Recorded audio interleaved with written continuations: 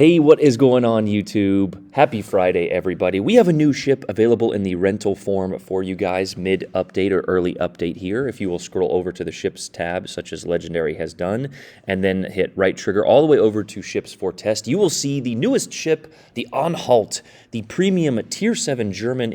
I guess it's a battleship, although it kind of looks more like the battlecruiser line to me, but it is a battleship. And something you will notice right away, 15 guns. They are only 350 millimeter, so you do get the balancing factor there. But 15 guns, this ship is going to absolutely pack a punch. We will be going over the stats. I'm just going to let Legendary's B-roll kind of footage. I just screen recorded his stream as he goes through it here, but we will try to pause it at the important moments. But there it is in the store, available for 1,000 doubloons. Yes, Wargaming is always going to make a quick buck off of our testing. They should honestly be paying us to test, right? But there she is, Anhalt, a superior HE pen, guns aplenty, and hidden good concealment. So on top of that, she also does have some decent armor. Legendary briefly goes over it, as well as single-fire torpedoes similar to the British battlecruisers. But here we can actually see Legendary in the store purchasing doubloons. Don't do it, Legendary. Don't do it. So if you guys actually want, he went ahead and did it here, but if you want to see some footage from him, make sure you guys check out his channel and his stream this morning. He played it a few times. It looks pretty fun. It looks decent. But let's go ahead and look at a screenshot of the artillery here. 350 millimeter guns, like we mentioned, 15 of them with a 17.3 base kilometer firing range, as well as a 30-second reload. On top of that, your turret traverse time is 45 seconds, so kind of slow on the turret traverse there. The HE shell damage, 4,000 max damage with a 27% fire chance and a 9,500 max AP shell damage. The secondaries, 6x2 105s, as well as 8x1 150s there, so not too many secondaries, but they do have a 6.8 base kilometer firing range there, so you could probably push those things out. You couple that with kind of a brawler type build, and you'll probably have a pretty nasty ship. I would guess that you would want to use HE a little bit more than the AP, with the exception of broadsides, obviously. But you get the HE going, those secondaries, with some decent commander upgrades, and this thing can probably be a pretty nasty ship. So here we can actually take a quick peek at the ship as well as a little bit of the armor. You'll notice it's pretty yellow and orange there, so showing that it does have some decent armor.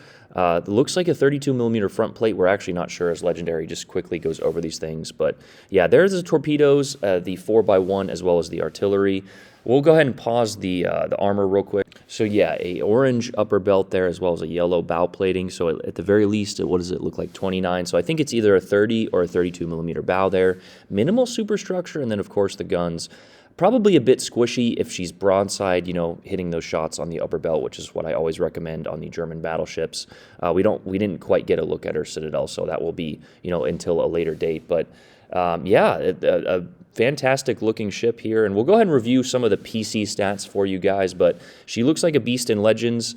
And again, if you guys want to get her, make sure you hop on over to the store, use code AARON for 0 doubloons off. All right, ladies and gentlemen, let's go ahead and take a look at the PC wiki here. The Anhalt, the German special premium Tier 8 battleship. In 1916, Kaiser Wilhelm II received initial drafts for a fresh battleship derived from the design principles embedded in the battleship Bayern. One of the projects featured 5 main caliber turrets, 3 of which were located at the ship's rear. Are we sure this thing isn't French? Just kidding. Don't ban me, Robin.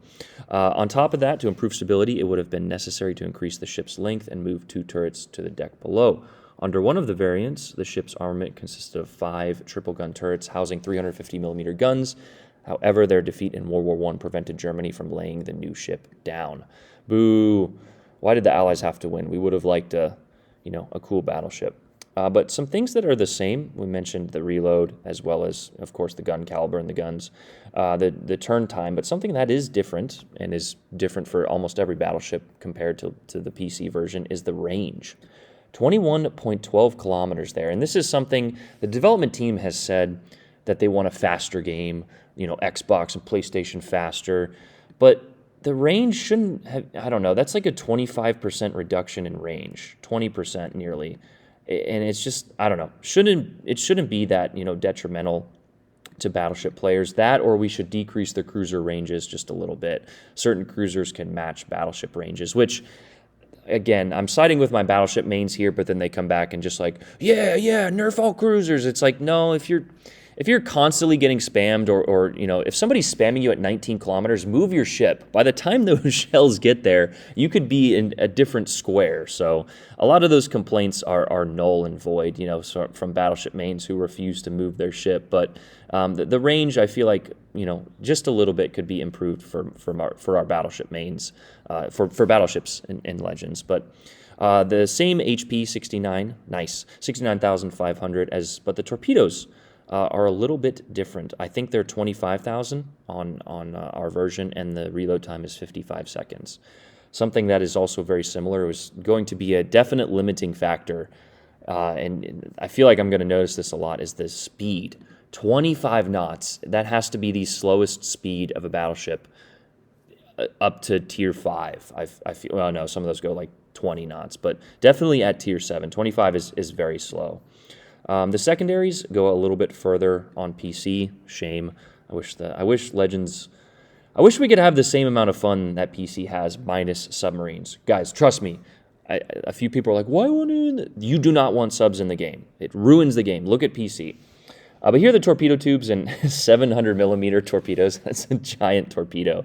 I think for comparison, the Shima is like 600. I think 622.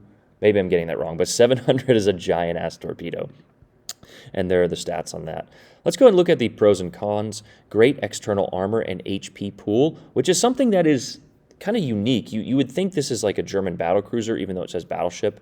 Based off that design, a little bit, it looks a little bit like the battlecruisers to me. And just something to note, I said glass cannon in my Duncan video, and people were like, well, it's a battlecruiser, of course it's a glass cannon. And that's exactly how they said it as well.